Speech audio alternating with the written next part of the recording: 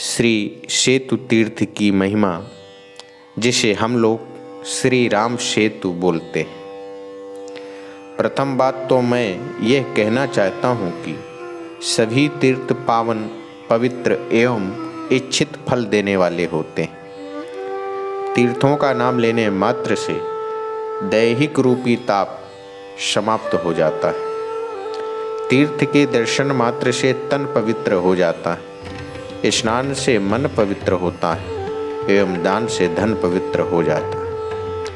अब आगे बृहद वार्तालाप न करते हुए आपको सेतु तीर्थ की महिमा बताने का प्रयत्न करूंगा।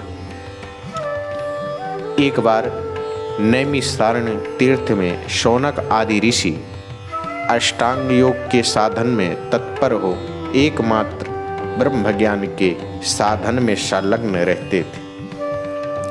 वे सभी महात्मा संसार बंधन से मुक्ति चाहने वाले थे। उनमें ममता का सर्वथा अभाव था। वे ब्रह्मवादी, धर्मज्ञ, किसी के प्रति दोष न देखने वाले, सत्यव्रती, इंद्रिय संयमी, क्रोध को जीतने वाले तथा सब प्रकार प्राणियों के प्रति दया रखने वाले थे। सनातन देव भगवान विष्णु की पूजा करते हुए तपस्या में लगे रहते थे। एक समय उन महात्माओं में उत्तम सत्संग का आयोजन किया। उसमें वे परम पुण्यमयी पापनाशक कथाएं कहते और सुनते। मुक्ति के उपाय पर परस्पर प्रश्नोत्तर किया करते थे। उसी अवसर पर वहाँ व्यास जी के शिष्य महाविद्वान श्रेष्ठ मुनिवर सूत जी आए। उन्हें देखकर शौनकादि महर्षियों ने अर्घ्य आदि के द्वारा उनका पूजन किया। जब वे सुखपूर्वक उत्तम आसन पर बैठे तब महर्षियों ने उनसे एक प्रश्न पूछा।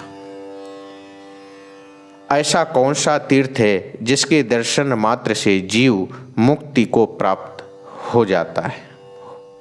तब सूत जी ने पहले अपने गुरु श्री व्यास जी महाराज जी को प्रणाम करके इस प्रकार कहना प्रारंभ किया। हे ब्राह्मणों, श्री रामचंद्र जी के द्वारा बंधाए हुए सेतु जो परम पवित्र हो गया है, वह रामेश्वर नामक क्षेत्र सब तीर्थों में उत्तम है। उसके दर्शन मात्र से संसार सागर से मुक्ति को जीव प्राप्त होता है।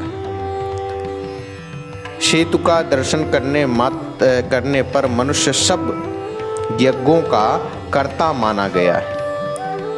उसमें स्नान करने से सभी तीर्थों का फल प्राप्त होता है।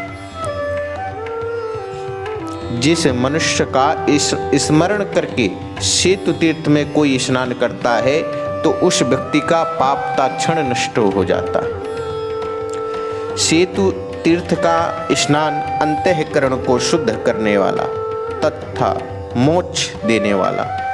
जो मनुष्य धन संपत्ति के उद्देश्य से सेतु तीर्थ में स्नान करता है वह प्रचुर संपत्ति पाता है, इसमें संशय नहीं।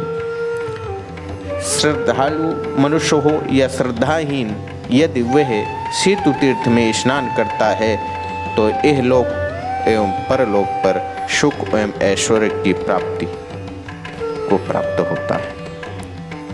ये 5 प्रकार के पाप ब्रह्म हत्या के समान हैं। पहला, सन्यासियों और ब्राह्मणों को निंदा करने वाला। दूसरा, जो व्यक्ति केवल अपने शरीर का पालन पोषण करने में लगा रहता हो। तीसरा, मार्ग को नष्ट करने वाला।